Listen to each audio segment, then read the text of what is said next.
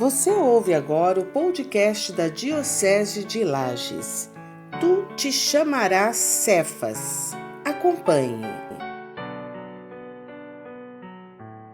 Meu amigo, minha amiga do podcast é Dom Guilherme, bispo da Diocese de Lages.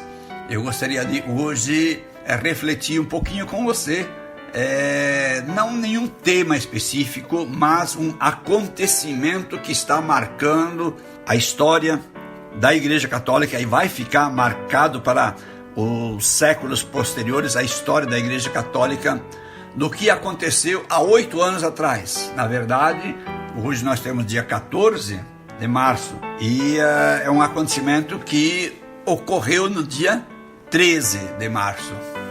Eu vou colocar um título nesse podcast: Tu te chamarás Cefas, que quer dizer pedra, ou se quisermos, Pedro.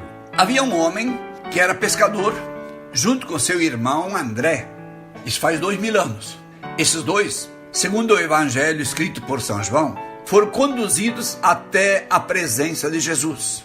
Jesus olhou para o mais velho dos dois irmãos, que era Simão, olhou para Simão e disse: Tu és Simão, filho de João.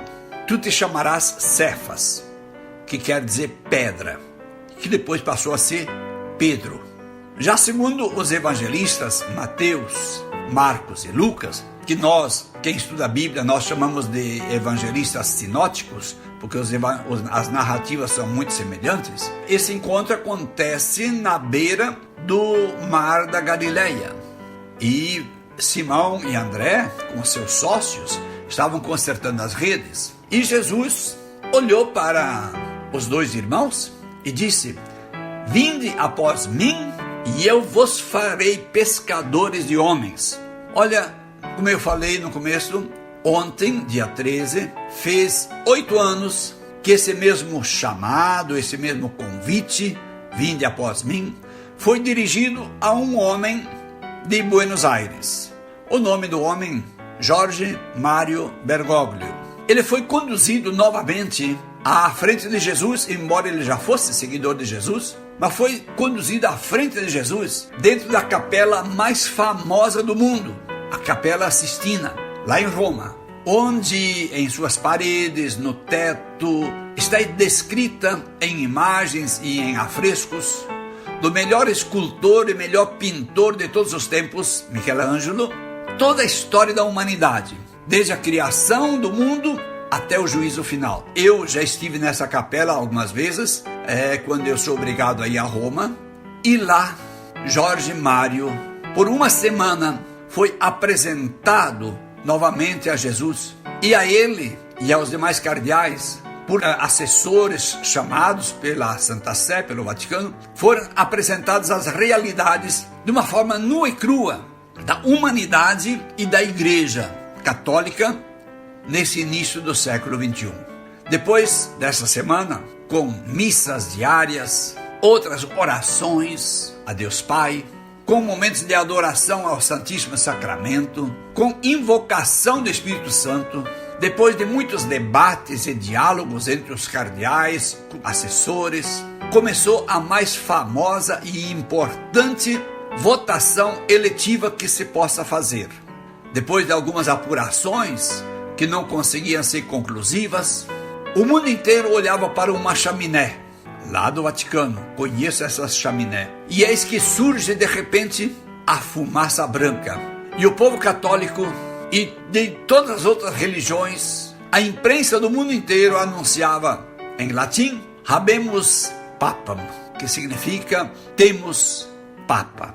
Era um homem parecido com Simão e André, que andava na periferia do mundo. Esse novo homem, há 8 anos atrás, ele andava de bonde ou a pé, pelas ruas, pelas praças, pelas avenidas de Buenos Aires, Argentina. Era alguém que vivia misturado com o seu povo, mais simples, mais pobre. Alguém que também sabia, na hora certa e necessária, levantar a voz, até contra a Suprema Corte de seu país, ou o parlamento, ou o próprio presidente de seu país. Era alguém com cheiro de suas ovelhas. Cheiro esse que se grudava em suas vestes, em suas roupas ou em seu corpo, porque ele abraçava na rua, carregava crianças em seu colo. Eu vi alguns filmes quando ele fazia crismas, em vez de dar aquele tapinha que infelizmente alguns gostam ainda de fazer, ele dava um beijo na face do crismado, que dizia que não tinha mãe solteira, mas apenas mãe. Alguém que sofria com os que sofriam, alguém que sabia fazer festa quando o povo fazia festa e sorria muito nos momentos de alegria. Era um homem que conhecia a teologia a partir das bibliotecas, das pesquisas, dos grandes mestres e doutores em teologia, mas esse homem, Jorge Mário Bergoglio, era alguém que também conhecia a teologia dos evangelhos e de cada palavra do evangelho a partir das ruas, das favelas, dos camponeses, das mães da Praça de Maio que ainda choram os seus mortos pela ditadura argentina. Alguém que conferia a teoria e a prática cristã em cada gesto, em cada perdão dado, em cada reconciliação realizada. Alguém que tinha amigos íntimos como se fossem seus irmãos, entre judeus, com ateus e com outras crenças. E depois daquela fumaça branca, ele pediu aos seus irmãos cardeais para ir sozinho naquela capelinha diante de Jesus, para ficar a sós com Jesus.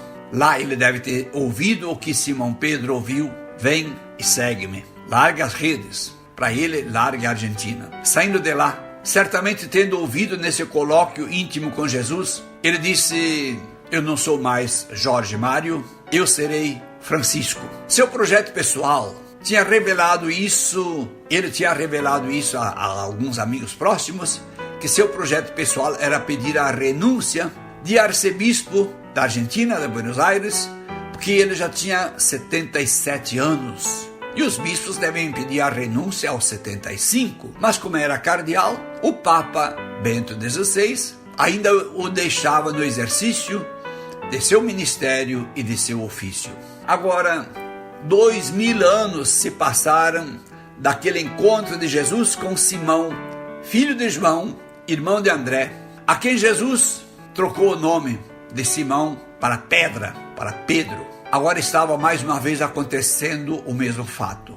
Jesus trocou o nome para dizer que trocou o ministério dele. Assim como Simão, transformado e chamado em Pedra ou em Pedro, esse Simão teve que largar imediatamente as redes no mar da Galileia.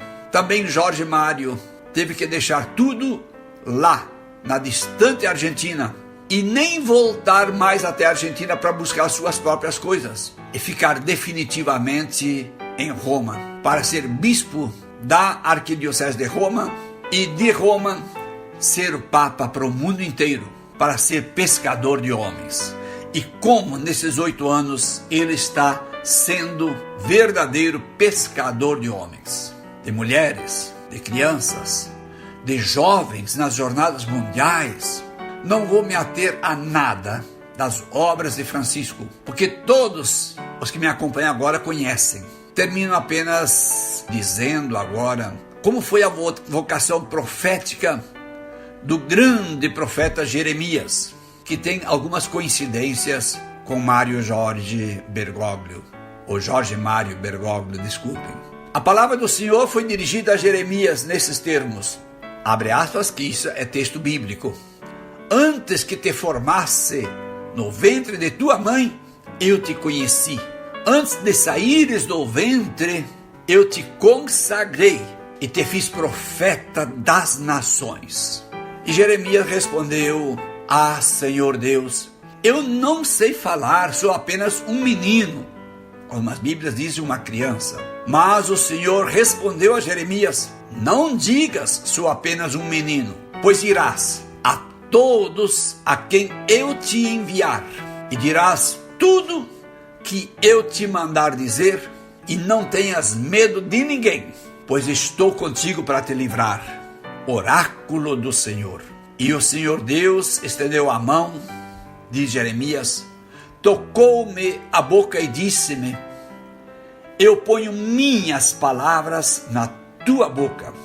Vê, Hoje eu te constituo sobre as nações e reinos, para arrancar e derrubar, para devastar e destruir, para edificar e para plantar.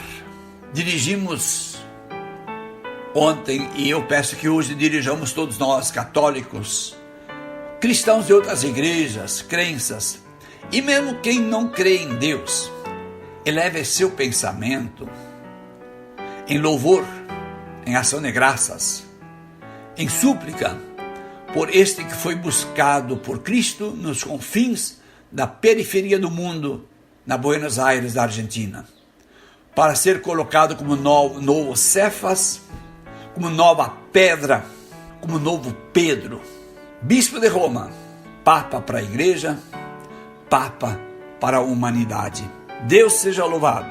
Deus abençoe o nosso Papa Francisco. Deus abençoe você. Sejamos obedientes àquele que Deus colocou à nossa frente como bom pastor a reconduzir a humanidade para a fraternidade universal, como aconteceu há uma semana atrás no Iraque. Somos todos irmãos, somos irmãos e irmãs no mesmo e único Deus. Fiquem com Deus.